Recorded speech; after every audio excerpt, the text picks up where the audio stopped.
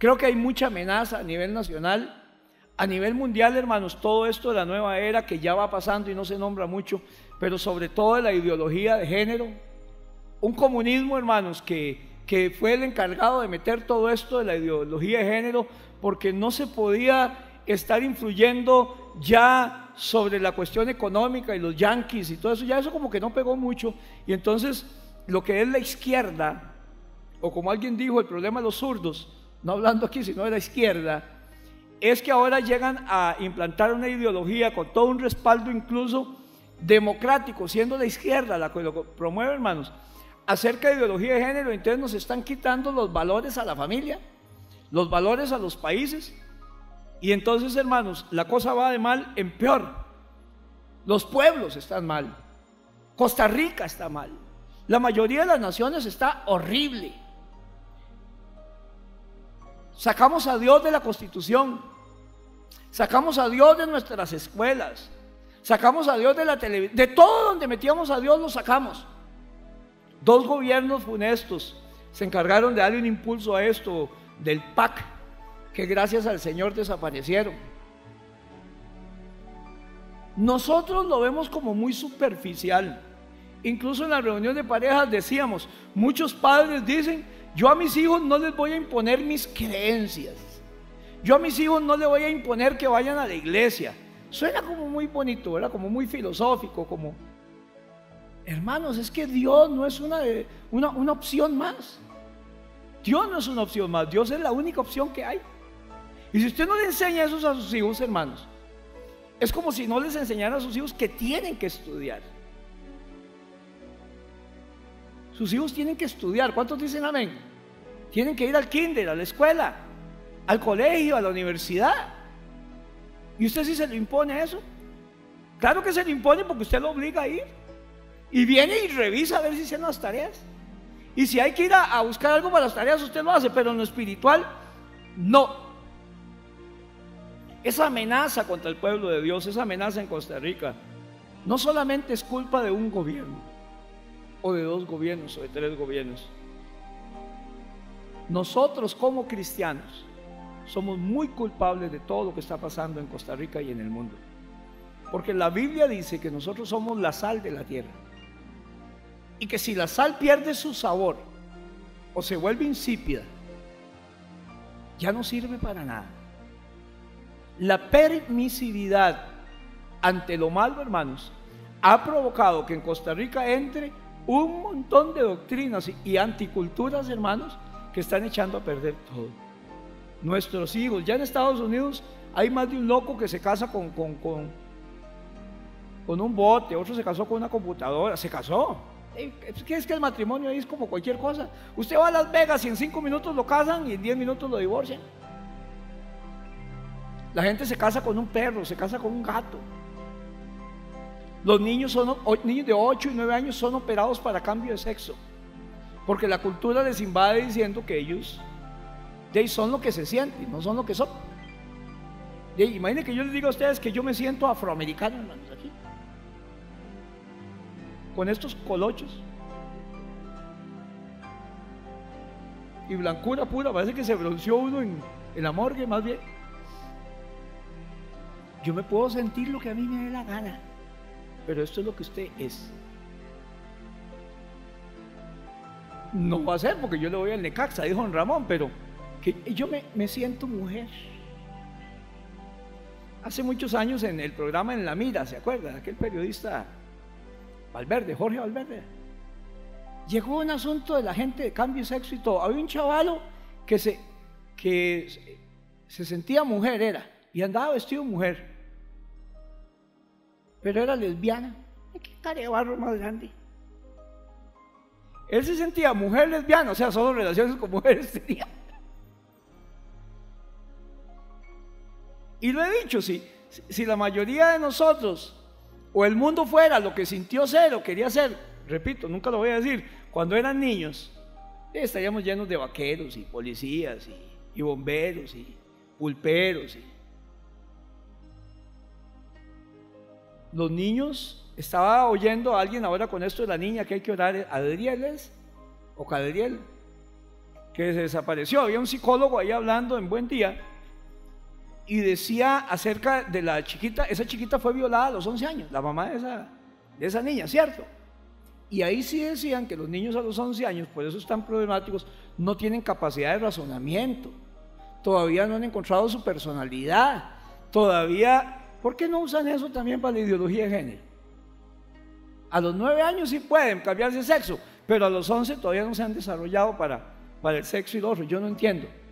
O sea, hay algo que no cuaja. Lo que quiero decirle, hermano, es que la iglesia es copartícipe y coculpable también de todo lo que está pasando en el mundo. Porque si la iglesia orara más, si la iglesia saliera más a las calles, quiero decirle algo, yo creo que la gente de este barrio quedó hablando bien de nosotros.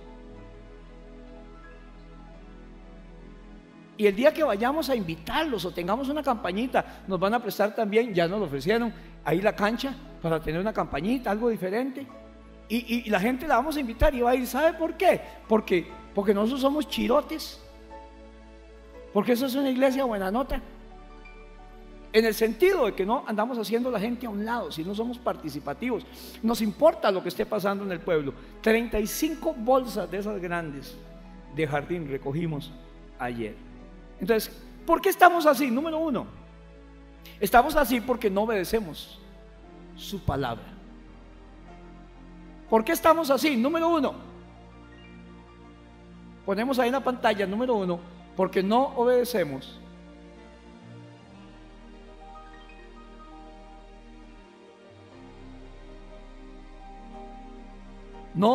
su palabra, es el número uno. Ese no es el número uno. El número uno es porque no obedecemos su palabra. Ponga lo que yo le digo y no vea ahí arriba. Ese es otro, sí, pero es un relleno. Antes de ese no hay nada, Brandon. Ok, entonces estamos mal. Ese no es el número uno. Número uno, porque no obedecemos su palabra. ¿Por qué estamos como estamos? ¿Por qué estamos así? ¿Por qué Costa Rica está mal? ¿Por qué el cristianismo no? ¿Por qué la iglesia está mal? ¿Por qué el cristianismo no se derrolle, no marca la pauta? Tenemos un Dios que hace milagros. ¿Alguien dijo amén? La Biblia dice que las puertas del Hades no prevalecerán contra la iglesia, pero hoy tenemos una iglesia que la está sosteniendo para que no se caiga. Daniel 9 al 11 dice: de Jehová nuestro Dios es el tener misericordia y el perdonar, aunque contra Él nos hemos rebelado, pero de Él es tener misericordia y perdonar. Y no obedecimos a la voz de Jehová nuestro Dios para andar en sus leyes que Él puso delante de nosotros por medio de sus siervos los profetas. Todo Israel traspasó tu ley, apartándose para no obedecer tu voz, y eso tuvo consecuencias. ¿Estamos bien? Por lo cual ha caído sobre nosotros la maldición y el juramento que está escrito en la ley de Moisés, siervo de Dios, porque contra él pecamos. Déjeme decirle algo que yo a veces no comprendo de la iglesia evangélica. Hay que orar por Jerusalén. Amén. La Biblia dice que oremos por Jerusalén, que Jerusalén es el pueblo de Dios, pero que también nosotros somos el pueblo de Dios. Y la Biblia dice que nosotros somos el Israel de hoy. Entonces, oramos por Israel. Ha sido un pueblo escogido por Dios, o el pueblo escogido por Dios, pero no todo lo que Israel hace es bueno. Y es lo que Dios nos ha enseñado a través de los años. Cada vez que Israel metió las patas, tuvo consecuencias. Cada vez que Israel hizo cosas que a Dios no le agradaron y que estaban en contra de su palabra, tuvo consecuencias. Y si Israel hace hoy lo mismo, tiene consecuencias. Y no podemos alcahuetearlo y hacernos de la vista gorda y decir: no, está bien porque es Israel. Dios le permite todo. Dios no le permite todo a su pueblo Israel, como no nos permite a nosotros todo como su pueblo. Lo primero, ¿por qué no obedecemos su palabra? Ahora sí es lo primero de lo primero que no parecía. Porque no querer oír la palabra de Dios y ponerla por obras.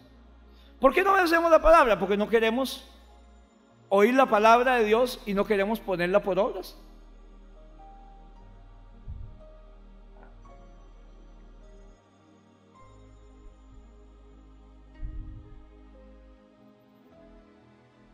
No obedecemos la palabra porque no queremos oír la palabra de Dios y ponerla por obra. ¿Se acuerda todo lo que dice Mateo 7:7? El que construye su casa sobre la roca es un hombre prudente, el que oye su palabra y la pone en práctica y la hace.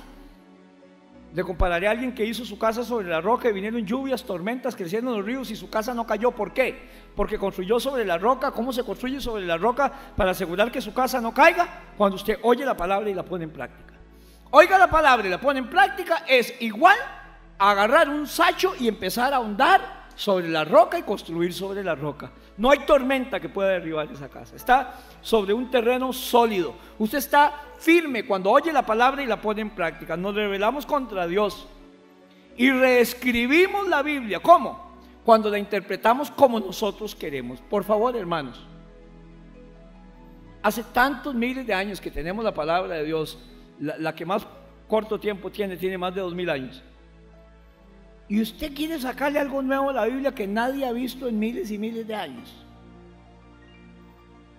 La gente quiere ver cada cosa en la Biblia y ponerle a decir cosas que la Biblia no dice. La Biblia dice lo que la Biblia dice, eso es lo que dice. Pero no me ponga a hacer cosas extra llamativas, hermanos. Porque el pretexto es, hermanos, la Biblia dice esto. Si usted quiere, haga lo que le dé la gana, pero deje decir que hay excepciones.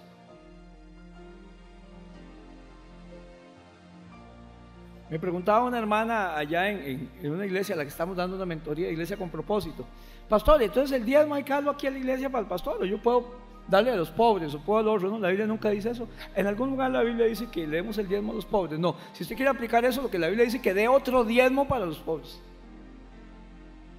Y hay otro diezmo para las viudas. Pero el diezmo lo único que dice es que lo traigan al folín.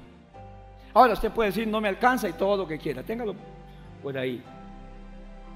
Pero lo que la Biblia dice es esto: es que reescribimos la Biblia y escogemos lo que nos conviene y razonamos de forma carnal su palabra. Cuando aplicamos este principio en diezmos o lo que sea, lo hacemos en todo. Los argumentos que damos acerca de la Biblia, por ejemplo, a veces para no obedecerla son: el diezmo no está en el Nuevo Testamento, o lo que usted dice no está en el Nuevo Testamento. Sí está en todo el Nuevo Testamento. Aparece más de 70 veces en el Nuevo Testamento y Cristo lo avala cuando dice: ustedes son muy cargas, le dice a los fariseos, diezman la menta, el comino y el eneldo. 3 cosas que los judíos no sembraban para hacer un montón, sino para el gasto, como tener ruda, cualquier cosilla. Dice, los diezman, son carguísimas, no deberían diezmarlo, pero los diezman, dice, está bien. Una cosa era necesario hacer, o sea, háganlo sin dejar de hacer la otra: el cuidar a las viudas, el ayudar. Háganlo, sigan diezmando, dice Cristo, pero sin dejar de hacer lo otro. Y se me venía a mí, repasando en la mañana esto, cuando la gente decía, había una obligación de mantener a los padres en el Antiguo Testamento, y decían, no, es que yo di, este dinero es para el templo. Entonces ya no ayudaban a los padres. Ellos tenían sus pretextos para jugársela, como en las leyes de Costa Rica: echa la ley y echa la trampa. Los argumentos que vamos acerca de la Biblia para no obedecerla a veces es: en el Nuevo Testamento no está. Sí está. La ley no ha sido abolida tampoco, hermanos. Los preceptos de la ley en cuanto a rituales sí, pero en cuanto a los morales no. O sea, el no matarás sigue estando ahí, toda la ley.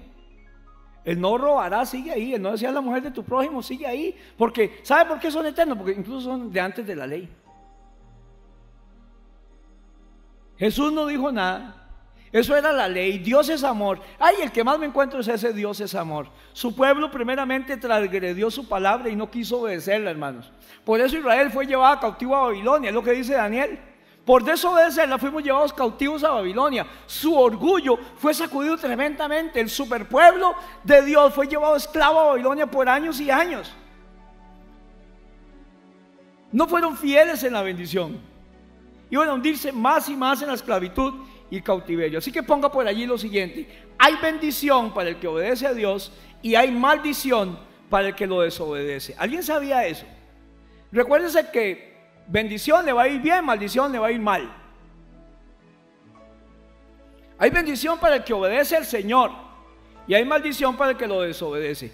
Para usted personalmente, para la iglesia en grupo, para el país en grupo. Hay bendición cuando obedecen al Señor y hay maldición, le va a ir mal cuando desobedecemos al Señor. Por eso la Biblia dice: bienaventurada la nación cuyo Dios es Jehová.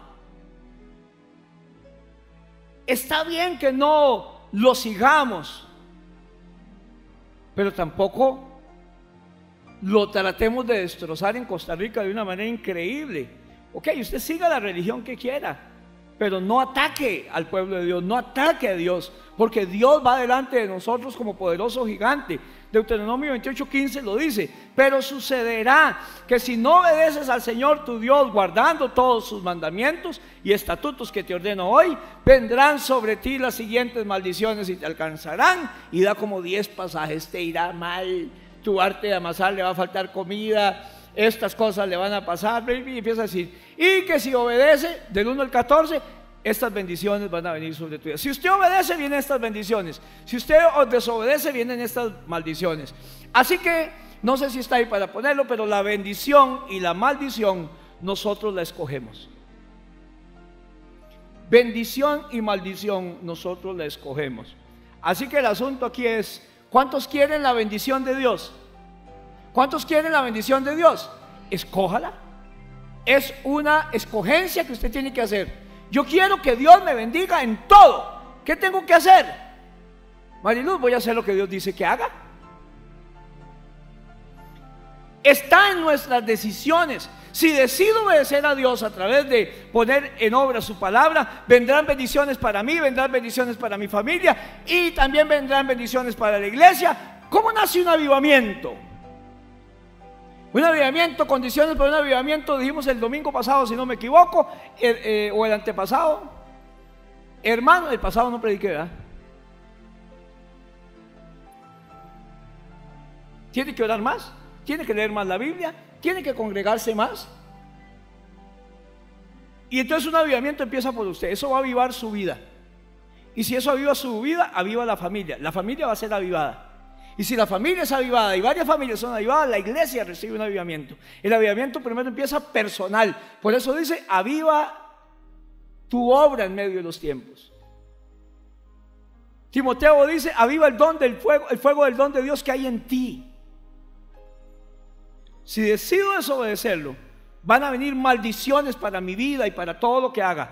Ahora, toda decisión que yo haga afectará a mi familia también. Y a mi familia, iglesia, positiva y negativamente. ¿Se acuerda cuando fueron a pelear y aquel hombre Acán escondió un manto babilónico y unas cuantas piezas de plata?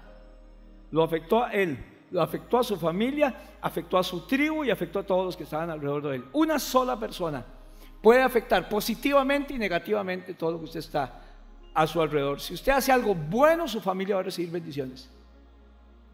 Y si usted está jugando con Dios, voy a replantear. Si usted cree que puede jugar con Dios y se la está jugando, no solamente le va a ir mal a usted, sino también a su familia. No se engañe. Hay un dicho que decía, va a morir engañado. Dios no puede ser burlado. Isaías 42, 24 y 25. ¿Quién entregó a Jacob al despojo y a Israel a los saqueadores? ¿No fue el Señor? ¿Contra quién pecamos? En sus caminos no quisieron andar ni obedecieron su ley. No les dio la gana de hacer lo que la Biblia dice. Por eso derramó sobre él el ardor de su ira y la violencia de la batalla. Le prendió fuego por todos lados, pero él no se dio cuenta. Lo consumió, pero él no hizo caso. Hay gente que se está llevando el diablo literalmente y no se están dando cuenta. No buscan qué hacer, no hay cambios que hacer. El lenguaje es sencillo. Dios permitió que Israel fuera vencido. ¿Por qué? Por desobediente. ¿Qué está diciendo usted? Señor, yo soy más carga que usted. Me parece que tu palabra dice eso, pues yo lo que creo es esto. Ok, me quedo con lo que creo. Es un tipo de ateísmo práctico. Entonces Dios le dice, ok, o sea, ya no le hago falta, juéguesela. Entonces Dios permite, más que entregar, que Israel fuera vencido y secuestrado. Israel pecó contra Dios. No quiso andar por su camino, el camino que Dios le había señalado, ni quiso obedecer sus enseñanzas. ¿Qué fue lo que pasó? Maldición y bendición usted escoge. Por eso Dios se enojó con ellos, los hizo entrar en guerra y con fuego los castigó. Pero aún así no lo obedecieron. Qué bárbaros los israelitas, ¿verdad? Vieron abrirse el mar rojo. Vieron las plagas que cayeron en Egipto. Vieron las moscas y aún así cómo pecaban. Usted es igual y yo soy igual. Hemos visto las maravillas de Dios y hacemos lo que nos da la gana. Hemos visto cosas mayores y hacemos lo que nos da la gana. Se discute mucho, hermanos, acerca de si Dios castiga o no castiga. ¿Usted qué cree de eso? Si dejo abierto, hermano, a que usted opine, con solo eso termino la predicación y me la juego. Pero hay gente que dice que Dios no castiga porque Dios es amor y Dios es tan bueno. Y hay gente que interpreta entonces que solo Dios nos habla y nos habla y ya. ¿Se acuerda que desde el Antiguo Testamento había un hombre que era sumo sacerdote, que tenía 2 hijos que eran como la pezuña de Satanás? El sumo sacerdote Elí, ¿se acuerda? Que ahí es donde entra Samuel de monaguillo, y que tenía 2 hijos, uno se llamaba Ofni y el otro Finés. Y entonces Dios le habla y el profeta Samuel tiene que irle a hablar y lo reprende y esto era lo que les decía Elí. Sabía que ellos se metían con las mujeres, ellos eran sacerdotes y tenían relaciones con ellas en el templo, y él lo sabía. Sabía que tomaban, que era prohibido, de la carne que venían a sacrificar. El sacerdote lo que hacía era que metía un tridente como un tenedor y sacaba la carne que punzaba. No. Ellos agarraban la parte más rica del sacrificio, era para ellos. Está bien si le tocaba el pechugón, pero fue porque les tocó, Alan, no porque la sacaron. Pero lo mejor era de Jehová. Elí lo sabía, dice la Biblia, y nunca les fue estorbo. Hay cosas que usted no puede evitar cuando los hijos están mayores, pero sí puede estorbar que le hagan eso en su casa. En mi casa usted me respeta. ¿Y sabe qué le decía a Elí? Y así me suena a mí siempre que lo leo. Ay, hijos, qué feo eso que hablan de ustedes. No deberían ser así. No está bien. Dios les va a hacer pau. Solo eso faltó que dijera este viejo. Le fue mal. Porque él tenía en sus manos el sacarlos del sacerdocio. Él sabía que eso era abominación a Jehová. La gente cree que Dios nada más nos dice, ay, no haga eso. No haga eso, papi. No. Dios es amor y entonces solo nos habla y ya. Un concepto que tenían también los israelitas. Los israelitas creían que por ser pueblo escogido, y otros que por tener el templo en su tierra, Dios nunca les iba a hacer nada. No, Dios no nos va a abandonar porque aquí está el templo, decían los israelitas. Disciplina es otra palabra que la Biblia habla en lugar de castigo. Corrección es otra palabra para castigo. Y la Biblia enseña que si yo le niego la disciplina a un hijo, entonces no lo amo, sino que lo aborrezco. Este pastor que está aquí, ¿cómo hacemos para cortar? No, mentiras. Cree que de vez en cuando la fajita es necesaria. O la tablita. La tablita. Ahí Melissa anda la vara de la corrección. La Biblia dice, la necedad está en la espalda del joven y solamente la vara la saca de ahí. La necedad, majadería, repugnancia. Nuestros padres, algunos procedieron a flagelarnos hasta dejarnos sin resuello, hasta dejarnos sin habla. Eso está mal. Hable. Evite, quita el celular, que hoy es como que darle 7 cinchazos a un güey. Pero a veces, hermanos, hay que pegarles sin flagelarlos, con una tablita, no con la mano, y nunca delante de los abuelos. Está bien. Es que ya esa no es mi etapa, esa es la de los papás. Que lo hagan en su casa, no en la casa del abuelo. Papá, pero usted nos pegaba, dice Melissa, pero yo era papá, ahora soy Tito. Reconoce a sí mismo en tu corazón que como castiga el hombre al hijo, así Jehová también te castiga. No trate de inventar nada, ni diga que en el Nuevo Testamento hay cosas bravas también. Hubo 2 personas que se robaron una plata de la ofrenda y cayeron muertas ahí. Una pareja, quedaron carajillos feos para la foto. Y yo no sé si usted se llama así, pero uno se llamaba Ananías y el otro Zafira, la doña. y prometieron por la emoción de que todo el mundo vendía las cosas para tenerlo todo en común, que no fue lo que Dios pidió ni tampoco era lo bueno. Vea que después la iglesia de Jerusalén queda limpia y tienen que recoger una ofrenda para ellos más bien. Entonces la gente se emocionó y vendía las propiedades y quedaron limpios. Y hubo una pareja, Ananías y Zafira, que hicieron lo mismo, pero como que ellos creyeron tal vez que, es lo que yo interpreto, que la finca valía 10 millones y les dieron como 30. Entonces Zafa me dejó 20. Y cuando llegaron ya el Espíritu Santo se lo había soplado a Pedro y le dice Pedro, ¿vendieron en tanto la finca? Sí. Dice, mentiroso. Usted no le está mintiendo a los hombres sino a Dios. Y ahí mismo habla el Espíritu Santo como Dios. Dice, ¿por qué se pusieron de acuerdo en mentirle al Espíritu Santo? Primero dice que a Dios, después al Espíritu Santo. Y cayó muerto. Y agarraron los pobres jóvenes de la iglesia, que me imagino que era el trabajo a ellos sepultar mentirosos, y se los llevaron. En eso entra Zafira. Sí, ignorando lo que había pasado, le dice Pedro, se pusieron en la pira, sí, Zafira. ¿Vendieron en tanto la finquita? Sí, en tanto. Y dice, mentirosa, ¿por qué se puso de acuerdo en mentir al Espíritu Santo? En eso entran los jóvenes y dicen, ve los pies de esos que vienen ahí. Dice, Pedro no era bueno para dar malas noticias. Acaban de andar enterrando a su esposo y ahora la van a ir a enterrar a usted. Es una muerte anunciada, crónica de una muerte anunciada. ¡Uah! Cayó para atrás Zafira y la enterraron también. Un pastor terminó esta predicación diciendo, y dice después, y hubo un gran avivamiento y temor entre todo el pueblo. Y dice el pastor, hay que pedir a Dios que mate unos cuantos mentirosos en la iglesia.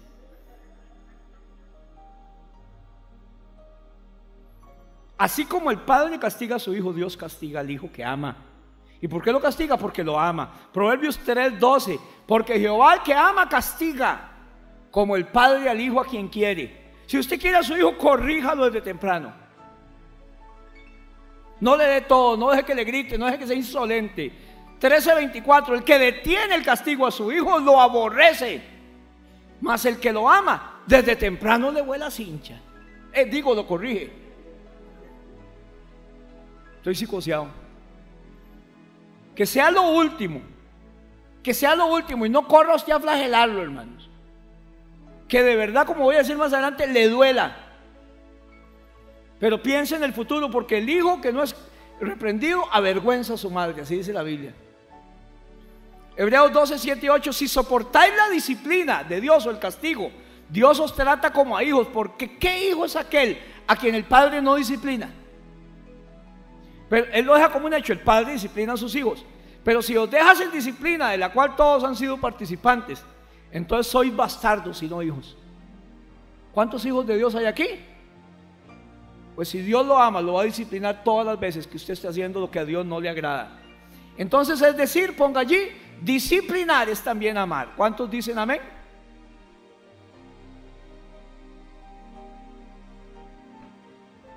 Disciplinar es también amar.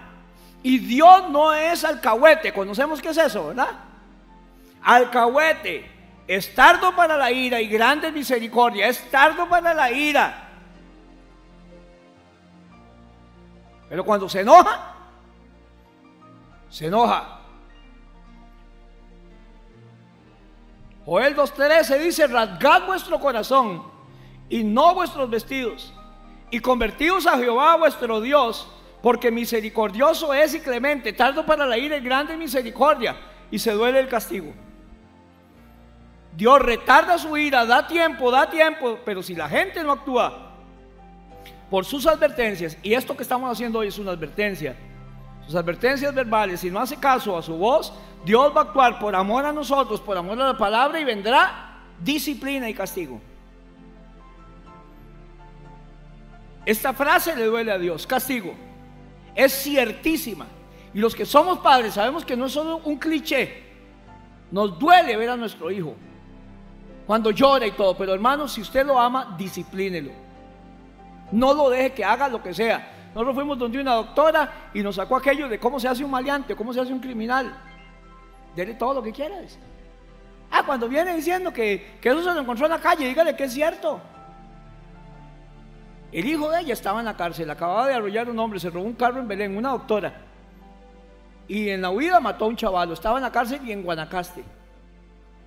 difícil de irlo a visitar, ¿verdad? Siendo de Alajuela.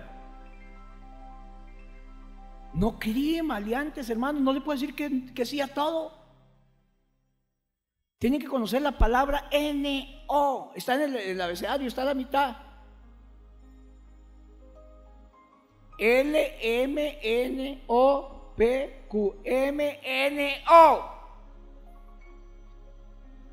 Es ciertísimo que le duele el castigo, pero cuando es necesario, es necesario. Efesios 5:6 dice que nadie os engañe con palabras vanas, pues por causa de estas cosas la ira de Dios viene sobre los hijos de desobediencia. ¿Cuáles cosas? No está ahí, se lo leo. 5:3 dice: pero fornicación y toda inmundicia o avaricia aún ni se nombre entre vosotros como conviene a santos. Efesios 5:3.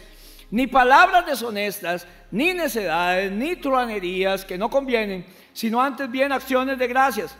Porque sabéis esto, que ningún fornicario o inmundo o avaro que es idólatra tiene herencia en el reino de Dios. Que nadie os engañe con palabras vanas, pues por causa de estas cosas la ira de Dios viene sobre los hijos de desobediencia. La Biblia dice que no van a ir al cielo ni los ladrones, ni los fornicarios, ni los adúlteros, ni los que se echan con varón. Y he dado una lista grande que no está totalmente cerrada. En lenguaje sencillo, Efesios 5:6 dice: no se dejen engañar con ideas tontas, pues por cosas así Dios castiga terriblemente a quienes lo obedecen. Mirá, que me he encontrado algo, hermano, sin fanatizar, pero sí estudiándolo un poquito a nivel de pastor. Está la fornicación, pero el homosexualismo y el lesbianismo entran en una depresión y una ansiedad y en posesión demoníaca. Y por más que usted trate con psicólogos, nunca va a salir algo, ni con psiquiatras, algo que es un demonio. Tiene que abandonar lo que está haciendo. Es la única manera. ¿Por qué? No me lo pregunte, yo no lo entiendo, pero es lo que yo veo en esos casos. Es una cosa de ansiedad, pero diferente. Y cuando usted ora por ellos, más bien se manifiesta un demonio. La gente tiene que dejar su pecado para alcanzar misericordia. El pecado, y no solo el que se nombra en Efesios 5, del 1 al 4, el pecado es pecado, le guste a quien le guste, y es abominación contra Dios, y debemos llamarle por tanto las cosas por su nombre. No le diga debilidad, es que mi hijo es débil. No es un ladrón, eso es lo que es. Cleptómano, no, es más difícil decir cleptómano que riña. Riña. Córtele los suministros si es un drogadicto. Si su hijo es un drogadicto, un alcohólico, y no trabaja, ¿de dónde agarra la plata? Usted tiene que cortarle los suministros. Y un hijo así no quiere vivir en su casa. Y si no quiere vivir en su casa, bueno, aquí las reglas son estas. Es que yo no sé si la gente se va a entender. Voy a entender. Estas son las reglas en esta casa. Si usted no respeta, usted no quiere vivir en la casa, y agarre sus cochinadas y se va.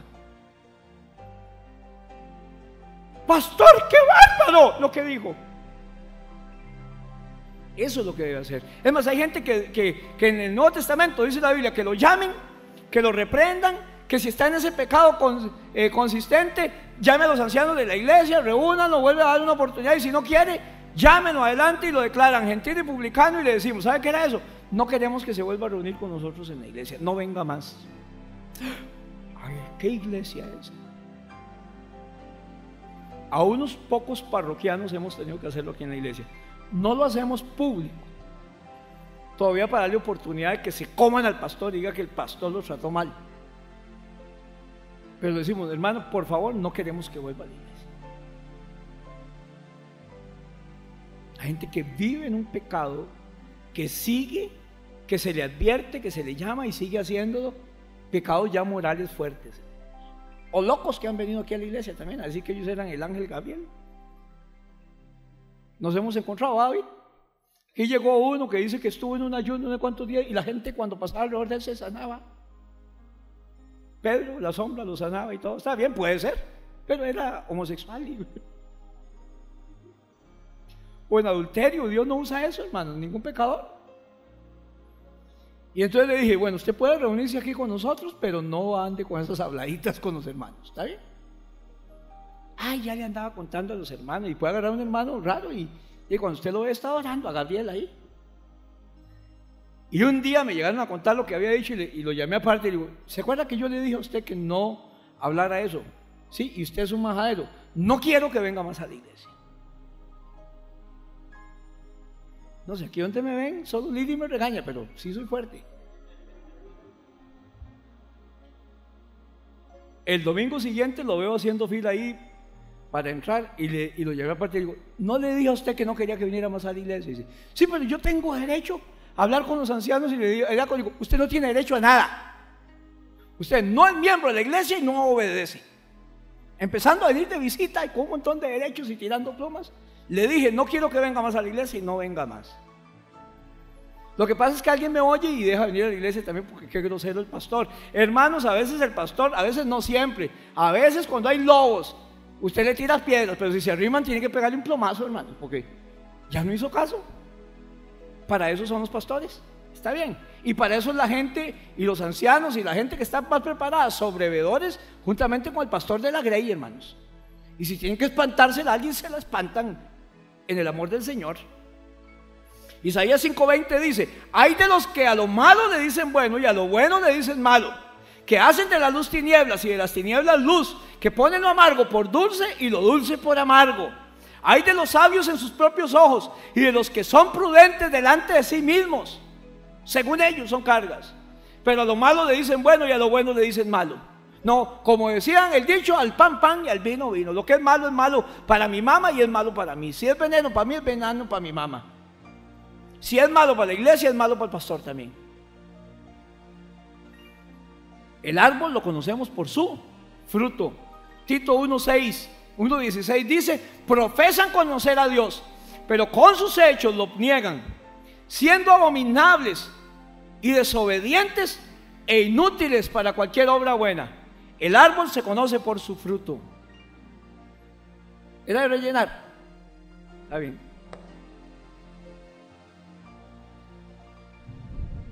Y en otra versión, Tito 1:6 dice, dicen que conocen a Dios, pero cuando vemos el mal que hacen, sabemos que eso no es cierto. Todo el mundo es cristiano hoy en día. Y andan en borracheras, en adulterios, en fornicación y fumaderas, igual y todo. Hermanos, los hijos de Dios tenemos al Espíritu Santo dentro de nosotros. Y la Biblia dice, no contristéis al Espíritu Santo de Dios. El Espíritu es más poderoso. Es que yo soy muy débil no, usted es muy carebarro. Son odiosos, desobedientes, incapaces de hacer algo bueno.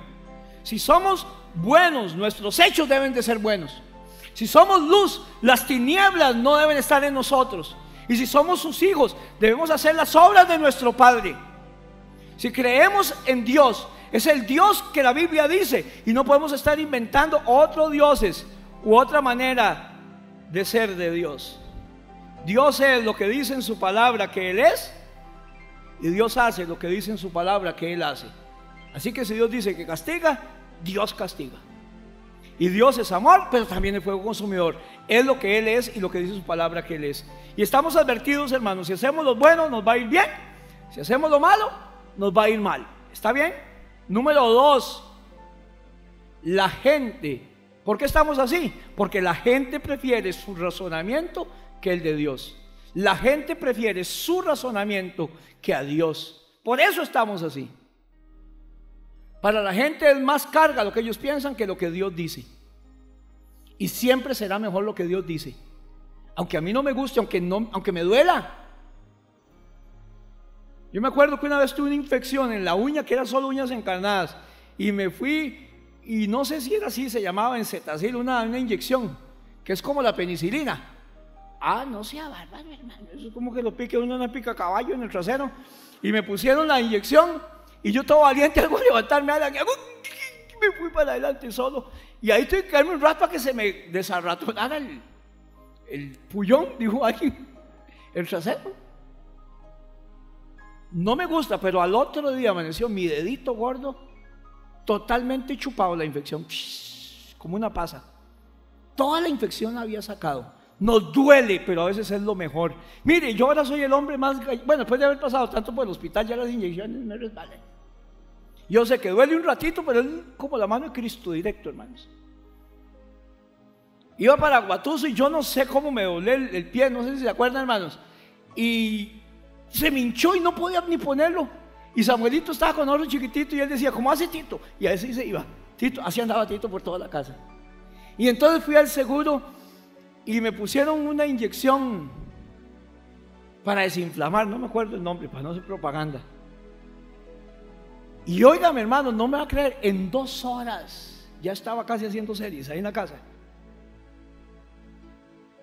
3 horas y le digo a Lili, vámonos.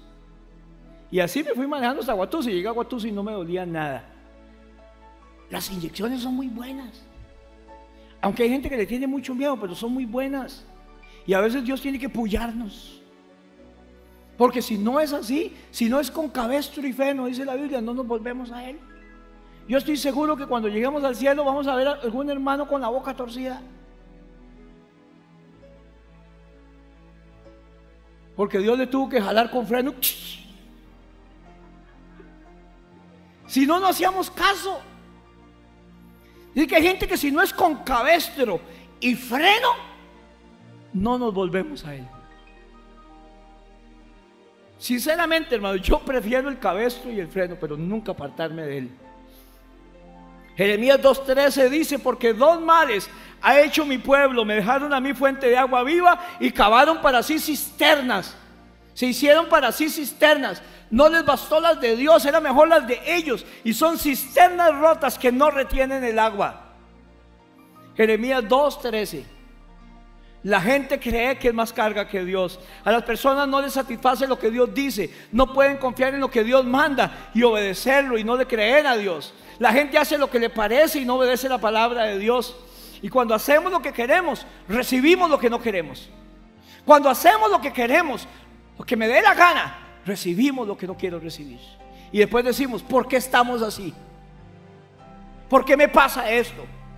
Y debiéramos analizar nuestros caminos y ver que en algún momento nos apartamos de Jehová y he empezado a tomar las decisiones por mi parte. Y hay caminos que al hombre le parecen rectos, pero su fin es fin de muerte. Nadie sea sabio en su propia prudencia.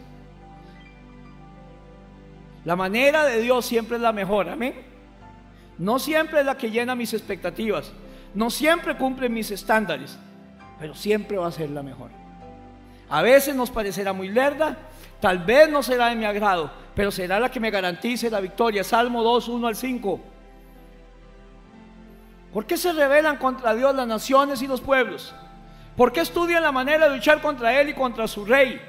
Inútiles son los planes de los reyes en este mundo. Inútiles son los planes de los reyes en este mundo. Están queriendo acabar con su poder. ¿Les suena parecido? Quieren librarse de su dominio, pero Dios desde su trono se ríe y se burla de ellos. Luego se enoja, los reprende, los enfurece y manda un meñón, y los asusta. La gente quiere dejar a Dios fuera de sus vidas. Los países quieren dejar a Dios fuera de sus vidas. Usted no quiere tomar en cuenta a Dios en su matrimonio, en sus finanzas. Haga lo que Él dice y le aseguro, le prometo que sus finanzas van a mejorar, que su matrimonio va a mejorar.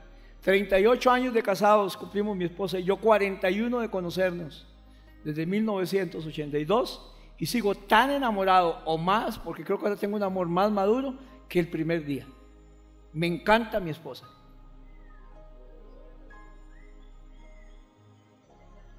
Lili no dijo amén. Bueno. ¿Cómo se logra eso? Solo en Cristo. No es muy carga el pastor, Lili no es muy carga, no somos los carajillos que nos enamoramos, pero seguimos enamorados. Esa es la diferencia. ¿Por qué? Porque Dios es el centro de nuestro matrimonio. Hemos tenido problemas y dificultades, pero hacemos lo que la palabra de Dios dice y entonces unimos un cordón de 3 dobleces: mi esposa, yo y Dios. ¿Qué dice la Biblia de eso? No lo rompe, pero ni el chirrichi. De una manera solapada, la gente lo que está haciendo es rebelándose contra Dios. Déjenos escoger, grita la gente. Todos tenemos derecho, dice más de uno, y los tatas son así. Pero el que ama a Dios quiere ver a Dios actuar en sus vidas y en su familia y en todo lo que hace. Debe aprender a dejar sus deseos subordinados, lo que yo deseo, a Dios, y lo de Dios son los que valen. Son los deseos de Dios los que prevalecen para que mi vida vaya bien. Estamos sacando a Dios de las escuelas. La gente aprueba el aborto y la iglesia se calla y dice está bien. Aprueban el matrimonio homosexual y la iglesia no dijo nada, o no dijimos nada. No nos dejan hablar de Dios y no decimos nada. Salimos a las calles. A usted no le importa si usted no está de acuerdo o no en evangelizar así. Es una manera de evangelizar. Vendrán otras maneras. Vea, la hermana Anita, ¿dónde estás? Mandó un video dándole gracias a Dios. Invitaron a una célula, ellos hicieron un grupo pequeño en estos días que los tuvimos que suspender, ya esta semana sigue normal. Invitaron a una vecina, invitaron a los vecinos y llegó una vecina y pusieron uno de los videos que tenemos ahí en YouTube. Me imagino que había una predicación de domingo o algo. Y dice que la muchacha dijo, ¿cómo el pastor sabía lo que yo estaba pasando? Ese pastor sabía todo, me dijo todo lo que yo estaba pasando. Y entonces dice que ella lo tomó para sí y Dios la bendijo. Estaba pasando una separación y Dios le dijo que Dios iba a mandar gente, que Dios iba a abrir puertas, y en efecto consiguió una casa barata, consiguió trabajo, consiguió todo y está muy contenta con el Señor. Eso es evangelizar en un grupo pequeño. Todos son diferentes anzuelos, ¿verdad, Chile? Tiene diferentes anzuelos y alguno pega. Tiene diferentes carnadas y alguno pega. No es solo la que usted dice, haga la que usted cree, pero le aseguro algo, la que usted cree no es la única. Hay muchas maneras de hacerlo. Lo estamos sacando de la Constitución, de las escuelas. Estamos dejando que unos pocos comunidades radicales nos impongan qué es lo mejor para ellos y entonces lo hacen lo mejor para nosotros. Alguien tiene que estar dispuesto a ser señalado y que lo llamen retrógrado, pues de todos nos llaman.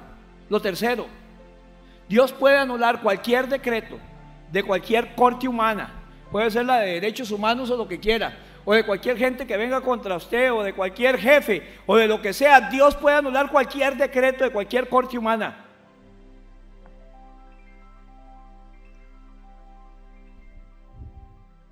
Número 3,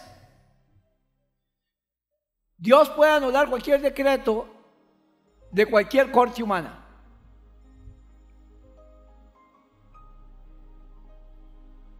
Todos los que vayan a planear mal contra sus hijos que le obedecen, Dios va a frustrar sus planes. Salmo 33, 8 y 10. Tema a Jehová toda la tierra, tema delante de él todos los habitantes del mundo, porque él dijo y fue hecho, y mandó y existió. Jehová hace nulo el consejo de las naciones, frustra las maquinaciones de los pueblos. Amén. El consejo de Jehová permanece para siempre. Salmo 33, 10. Lenguaje sencillo. No deja que las naciones lleven a cabo sus planes. Dios no deja que los pueblos realicen sus planes malvados. En Dios habla hoy.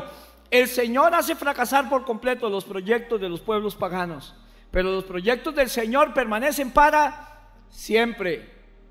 Yo creo firmemente que Dios va a levantar bandera de victoria una vez más a favor de su pueblo. Amén. Creo que Dios va a cambiar los planes del enemigo contra Costa Rica y nos va a dar la victoria si oramos, si lo buscamos. No debemos de asustarnos ante las sombras de muerte, porque todo lo que está pasando la Biblia le llama sombras de muerte. No es algo que mata, son las sombras de la muerte, y las sombras no matan. La Biblia dice en el Salmo 23, aunque ande en valle de sombra de muerte, no de muerte, de sombra de muerte, no temeré mal alguno. ¿Por qué? Porque tú estarás conmigo. Que es cuando David empieza a hablar con Dios, tú estarás conmigo.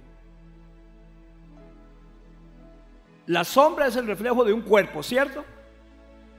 Entonces la sombra no es el cuerpo, es un reflejo, no me hace nada. Y donde hay sombra hay luz. La sombra es proyectada por la luz. Así es que usted decide cuando vienen amenazas y problemas que ve, si la sombra o la luz. Si yo veo la luz, nunca voy a ver las sombras. Si yo veo las sombras, es porque no estoy viendo la luz. ¿Suena lógico? No debemos de asustarnos con eso. Y debemos recordar siempre las promesas de Dios ante los problemas que esté atravesando. Más de 7,000 promesas de victoria tiene Dios para usted. Número 4. Entonces, así como Dios castiga, así también Dios perdona, para no dejarlos hinchoneados, hermanos. Pero el que castiga, castiga y también perdona. Así como Dios castiga, también perdona. Me encanta este pasaje de Nehemías 1, 8 y 9. Nehemías 1, 8 y 9 dice: acuérdate ahora de la palabra que le diste a Moisés. Ponga atención porque esto es lindísimo. Tu siervo diciendo: si vosotros pecareis, os dispersaré entre los pueblos. Dios lo prometió, o sea, si usted hace lo malo, le va a ir feo y los voy a mandar a Babilonia y los voy a dispersar entre los pueblos. Pero Señor, aquí está la promesa de Dios: pero si os volviereis, dijiste a mí, guardareis mis mandamientos y los pusiereis por obras, aunque vuestra dispersión fuera hasta el extremo de los cielos, de allí los recogeré y os traeré al lugar que escogí para hacer habitar allí mi nombre. O sea, es cierto que tu palabra dice que cuando usted se enchaqueta y nos va a mandar y nos va a dispersar hasta el último de la tierra, pero también dice que si nos volvemos a usted y ponemos en práctica lo que usted nos ha mandado, nos va a recoger, así sea del confín de los cielos o de los infiernos, y nos va a volver a traer a la tierra que él hizo para que nos gocemos. Lenguaje sencillo: acuérdate de lo que dijiste a Moisés. Le advertiste que si no te obedecíamos en todo, tú nos enviarías a países muy lejanos. Pero también dijiste que si nos arrepentíamos y obedecíamos a tus mandamientos, nos volverías a reunir. También dijiste que tú nos traerías de vuelta al sitio que has elegido para que te adoremos, aun cuando estuviéramos en los lugares más lejanos. Eso es lo que Dios dice: nunca nos deja sin salida. Si el pueblo de Dios se vuelve, Dios va a bendecir a su pueblo aunque haya pecado. Si el pueblo de Dios se aleja de Dios, Dios va a bendecir a su pueblo. Póngame atención a esto, hermano. Aquí está el meollo del asunto. No estoy terminando, voy por la mitad. Póngame atención a esto. Costa Rica está mal, la sociedad está mal, las familias están mal, y la iglesia está vegetando, hermanos, solamente entreteniendo al pueblo. Pero si nos volvemos a Dios, Dios va a traer un avivamiento a la iglesia, a Costa Rica y a toda la comunidad. Amén. Si no obedecemos, lo malo viene a nuestras vidas. Si obedecemos, Dios nos perdonará y sanará y hará que todo nos salga bien. Nehemías le recuerda a Dios sus promesas, no porque sea necesario recordarle a Dios, porque Dios no padece de Alzheimer, sino para que Dios sepa que yo me acuerdo de su palabra.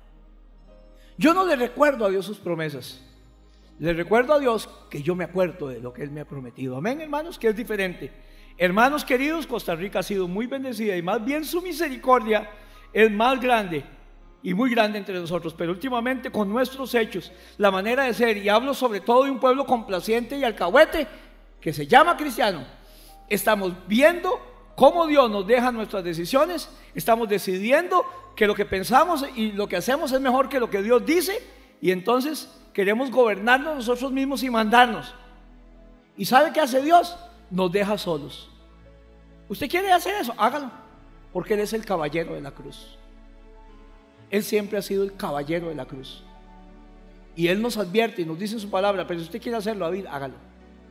Tiene consecuencias, también se los advertí, pero quiere hacerlo, hágalo, aunque me duela. Lógicamente las consecuencias son fatales.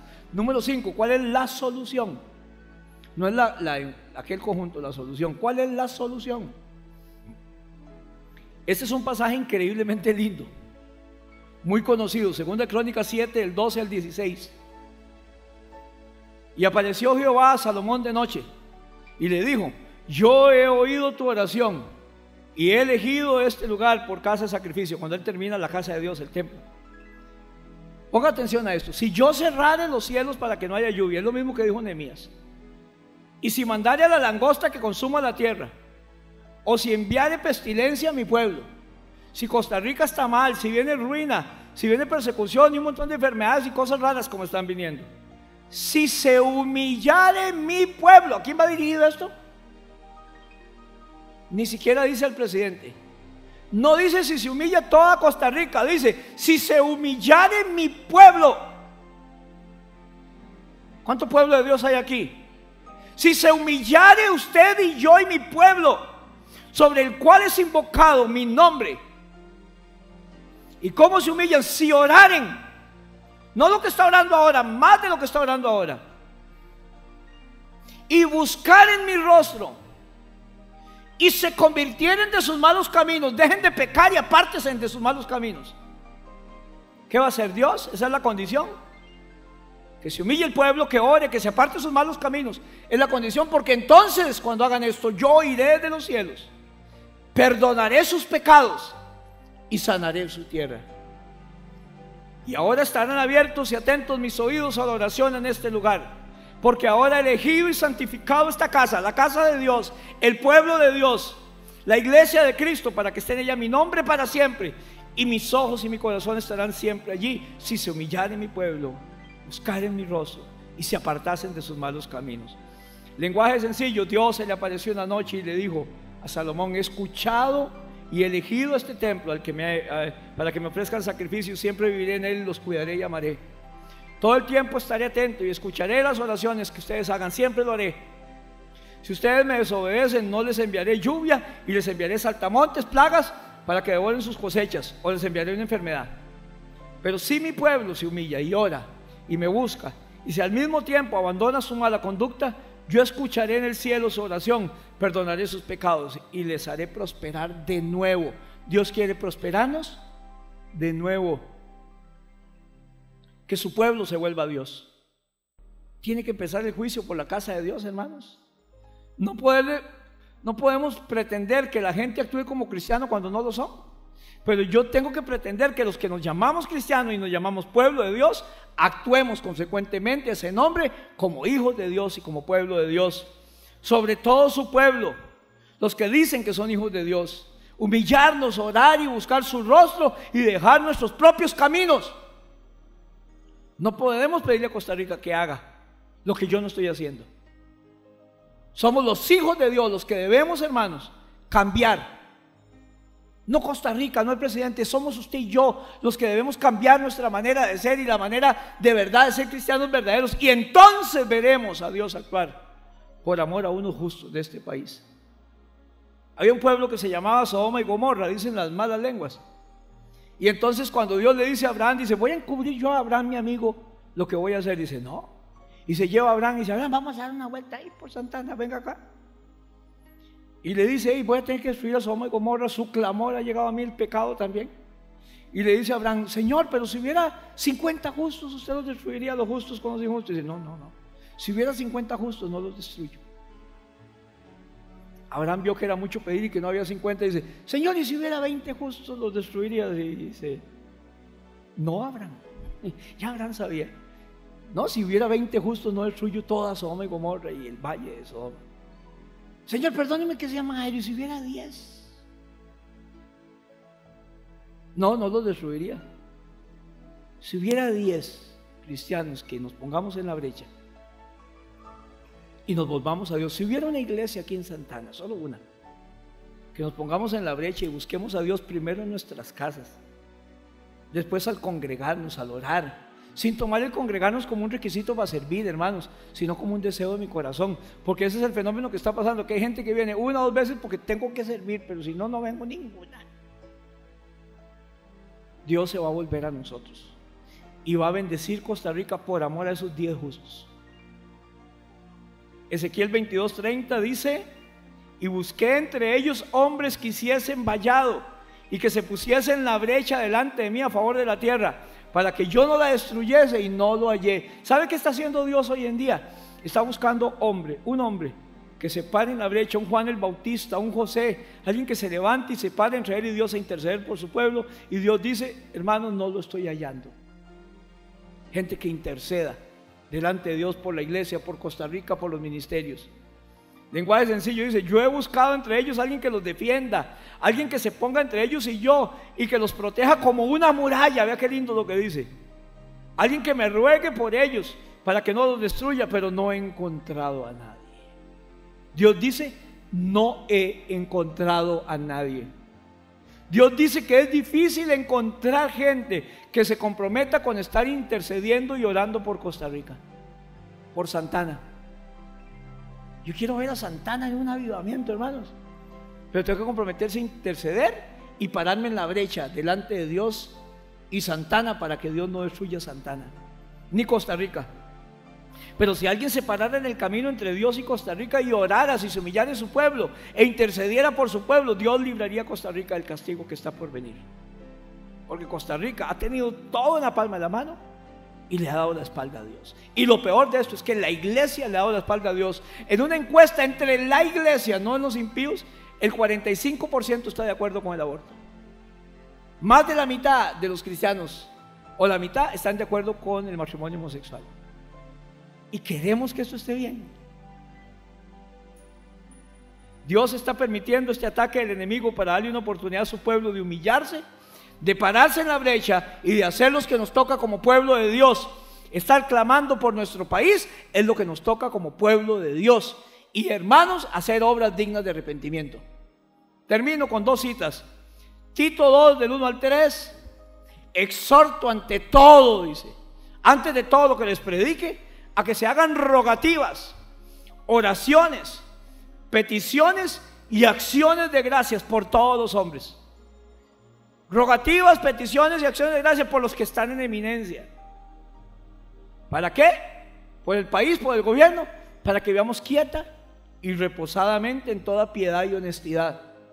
Porque esto es bueno, que hagamos esas rogativas y acciones de gracia y oraciones, y agradable delante de Dios nuestro Salvador. Es bueno que el pueblo interceda por su país, por sus gobernantes. Y el Salmos 148: no concedas, oh Jehová, ve la oración que hace el salmista, al impío sus deseos. No concedas, oh Jehová, al impío sus deseos. No saques adelante su pensamiento, para que no se ensorbezca. El lenguaje sencillo dice: Dios mío, no permitas que los malvados se salgan con la suya, no permitas que triunfen sus planes.